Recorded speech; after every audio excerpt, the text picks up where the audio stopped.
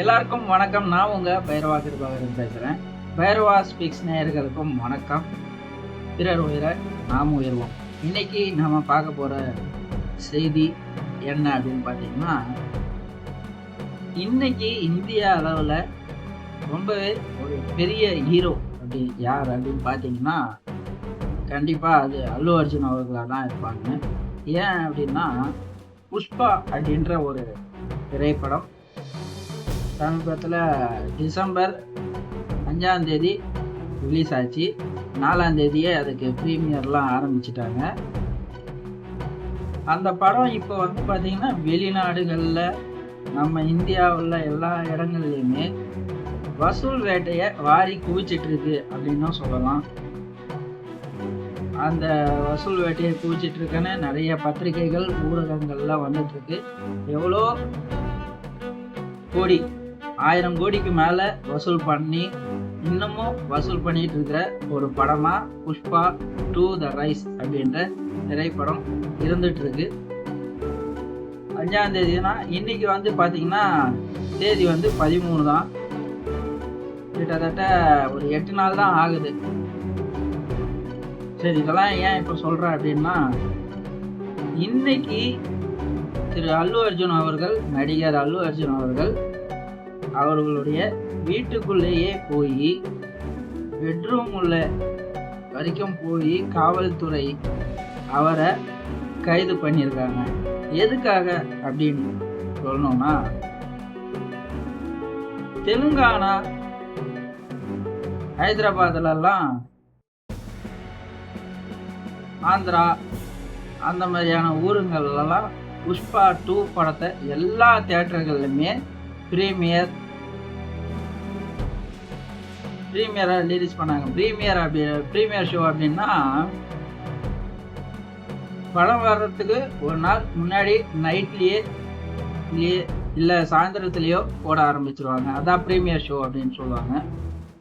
அந்த மாதிரி பார்த்தீங்கன்னா, ஹைதராபாத்தில் சந்தியா அப்படின்ற ஒரு தியேட்டர், அந்த தியேட்டர் தான் வந்து அந்த ஹைதராபாத்தில் ஃபர்ஸ்ட் நாள் ஃபர்ஸ்ட் ஷோ அந்த மாதிரியான ஒரு ஹைப்புக்கு நல்ல ஏற்ற தியேட்டராக கருதப்படுது அந்த இடத்துல.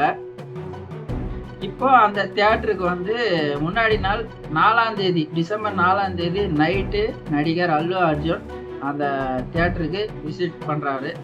அப்போது பார்த்தீங்கன்னா, அவர் வரும்போது செம்ம கூட்டம் அவரை சூழ்ந்துருச்சு.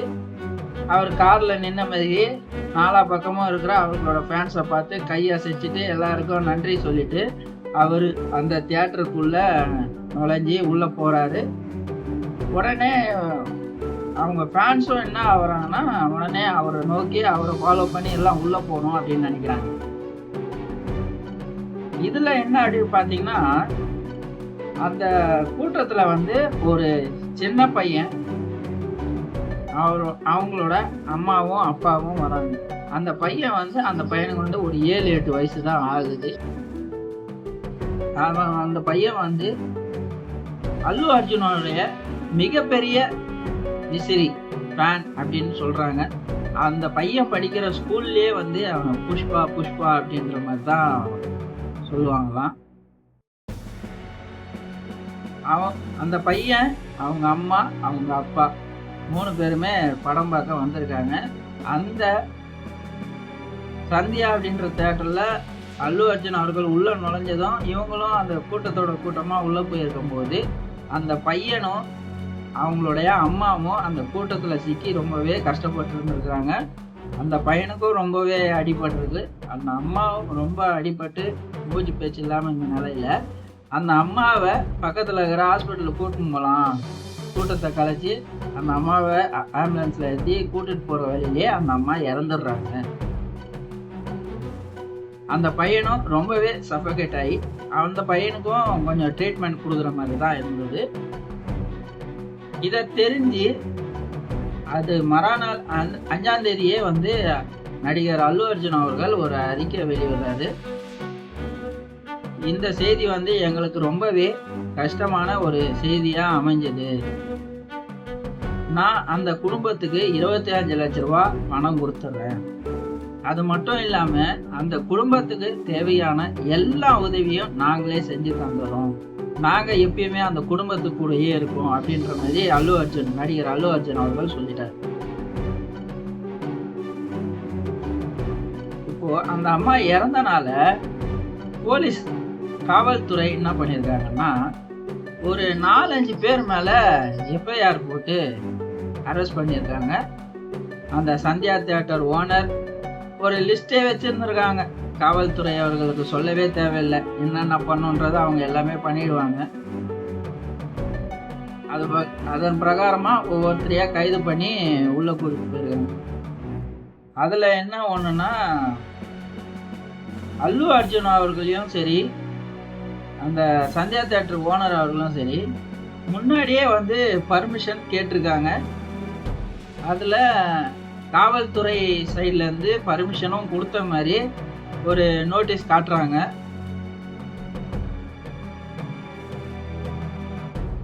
அதுல என்ன அப்படின்னு பாத்தீங்கன்னா, அந்த இப்போ யார் சொல்றது நிஜம், யார் சொல்றது பொய் அப்படின்றது அங்க போய் பக்கத்துல இருந்து பார்த்தாதான் தெரியும்.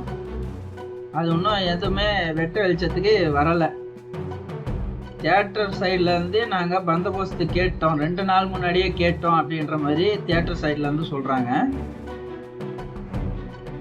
காவல்துறை சைட்ல இருந்து என்ன சொல்றாங்கன்னா, இந்த மாதிரி ஹீரோ வராருன்ற மாதிரி எல்லாம் சொல்லல, அவங்க பிரீமியர் ஷோ பண்றாங்க, ஃபர்ஸ்ட் ஷோ முதல் நாள் அந்த மாதிரியான ஒரு விஷயத்துக்கு தான் கேட்டாங்கன்ற மாதிரி சொல்லியிருக்காங்க. ஆந்திரா தெலுங்கானா சைடெல்லாம் பார்த்தீங்கன்னா ரொம்பவே ஒரு பேச்சு பொருளா மாறி இருக்கு நம்ம நடிகர் அல்லு அர்ஜுன் அவர்களை கைது செஞ்சது விவகாரம். இதுல திரைப்பிரபலங்கள் நிறைய பேர் நிறைய ட்வீட் கொடுத்துட்டு இருக்கிறாங்க, அறிக்கைகளை வெளியிட்ட வண்ணம் தான் இருக்காங்க. அதுலயும் முக்கியமா குறிப்பிட்டு சொல்லணும் அப்படின்னு பார்த்தீங்கன்னா, ராஷ்மிகா மந்தனா அவர்கள், நான் பார்க்கறது கனவா இல்லை நிஜமா,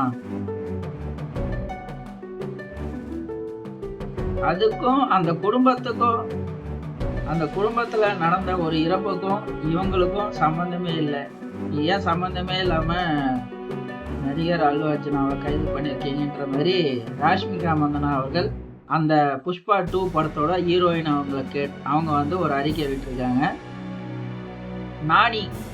ஹீரோ நானி அவர்கள் என்ன சொல்லியிருக்காங்கன்னா, ஏன் இது குறிப்பிட்ட எங்களை மட்டும் ஒரு செலிபிரிட்டியை மட்டும் தாக்குற மாதிரி இருக்கு, நடிகர்கள் நடிகைகளை மட்டும் நீங்க குறி வச்சு இது பண்றதுல ஒரே 1% மக்களுக்காக நீங்க இந்த மாதிரி கைதுகளை பண்ணியிருந்தீங்கன்னா நம்ம நாடு எங்கேயோ வந்திருக்கோம், தப்பு பண்றவங்களெல்லாம் விட்டுறீங்க அப்படின்ற மாதிரி நானி அவர்கள் அறிக்கை வெளியிட்டிருக்காரு.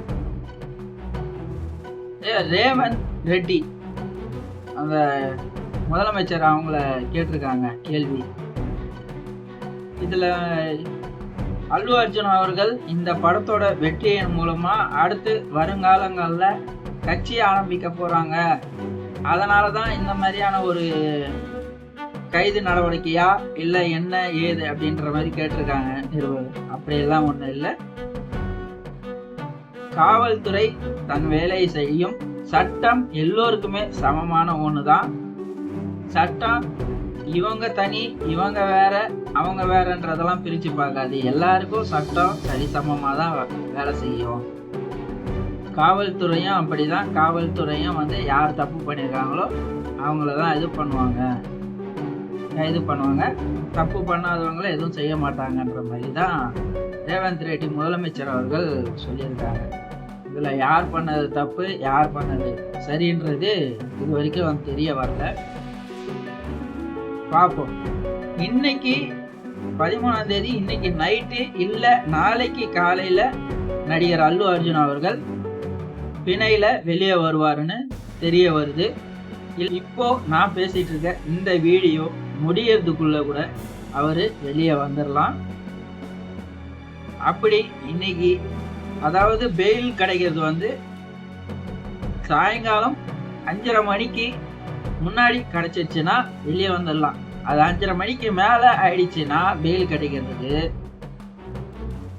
அது ஒரு பெரிய சீஃப் மினிஸ்டரோ இல்லை மினிஸ்டர்ஸோ யாரோ அதில் இன்வைட் ஆனால் மட்டும்தான் பெயிலேருந்து வெளியே வர முடியும். பார்க்கலாம் அவர் என்ன ஆகுதுன்றது பொறுத்திருந்து தான் பார்க்கணும். அதில் என்னன்னா நெட்டிசன்கள் நம்ம சோஷியல் நெட்வொர்க்ஸ்லாம் வந்து நிறைய பேர் நிறைய விதமான கேள்விகளை எழுப்புறாங்க.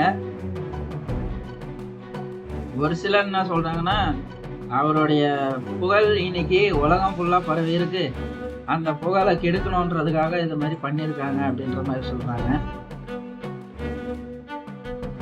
ஒரு சிலர் என்ன சொல்றாங்கன்னா, அவர் அரசியலில் வர போறாரு, அதை வந்து இப்பவே அவரை இது பண்ணி வைக்கணும், அடக்கி வைக்கணும், வெளியே காட்டாத மாதிரி பண்ணி வைக்கணும் அப்படின்னு நினைச்சுதான் இந்த மாதிரியான ஒரு பழிவாங்கல் படலம் நடந்திருக்கு அப்படின்ற மாதிரி சொல்றாங்க.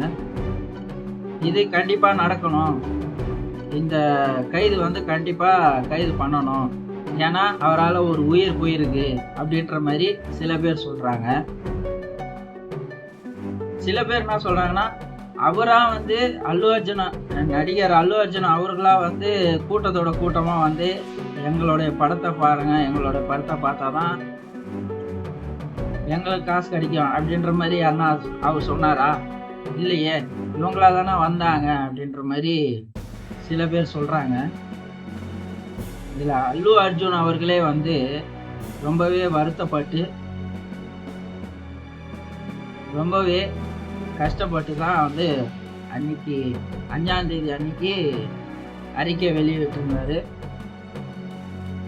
இது கூட புரிஞ்சிக்க முடியாம கைது நடவடிக்கை பண்ணியிருக்காங்க. இது வந்து ரொம்பவே கண்டிக்கத்தக்க ஒரு விஷயமா நான் கருதுறேன். என்னோட பாயிண்ட் ஆஃப் வியூவில் வந்து அது வந்து தவறான ஒரு விஷயம்தான். அது அரசாங்கம் காவல்துறை தரப்புல வந்து அது அவங்களுக்கு அந்த ஒரு விஷயம் தப்பா தெரிஞ்சிருக்கலாம், பொறுத்திருந்து பார்க்கலாம், நல்லதே நடக்கும்னு நினைப்போம்.